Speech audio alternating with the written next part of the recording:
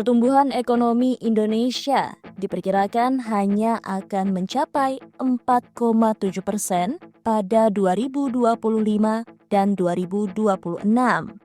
Hal ini diungkap oleh Dana Moneter Internasional atau IMF dalam forecast terbarunya World Economic Outlook atau WEF edisi April 2025 yang dirilis kemarin Selasa malam 23 April 2025. Proyeksi itu merevisi ke bawah perkiraan pertumbuhan ekonomi sebelumnya dalam WEF edisi Januari 2025. Pada rilis sebelumnya, IMF memprediksi ekonomi Republik Indonesia masih bisa tumbuh sebesar 5,1% pada tahun ini dan 2026. Penyebab dari penurunan ini adalah kebijakan tarif resiprokal dari Presiden Amerika Serikat Donald Trump. Seperti diketahui, Indonesia dikenakan tarif resiprokal sebesar 32%. Menurut hitungan pemerintah Republik Indonesia, tarif ini bisa meningkat hingga 47% untuk jenis barang tertentu. Efek kebijakan Amerika Serikat ini akan menekan ekspor Indonesia.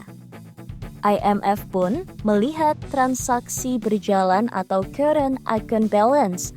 IMF perkirakan Indonesia akan defisit makin dalam dari 0,6% pada 2024 menjadi 1,5% pada 2025 dan berlanjut pada 2026 sebesar 1,6%. Lebih lanjut, IMF melihat pengangguran Republik Indonesia akan meningkat. Persentase perkiraannya akan mengalami kenaikan bertahap.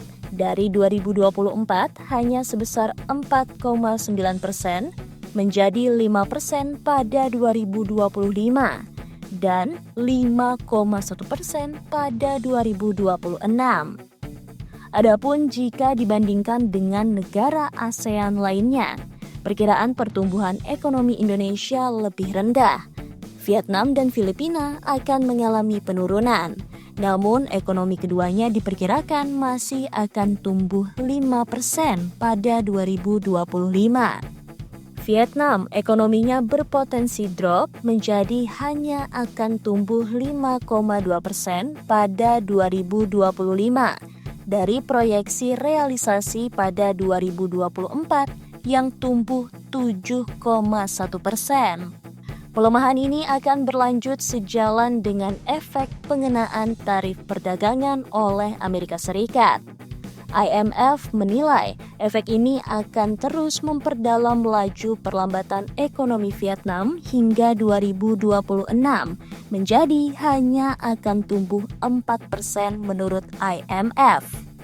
Sementara itu, Filipina diperkirakan hanya akan tumbuh 5,5% pada 2025.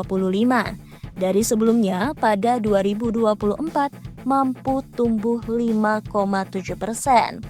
Namun, ekonomi Filipina akan bangkit dengan pertumbuhan 5,8% pada 2026.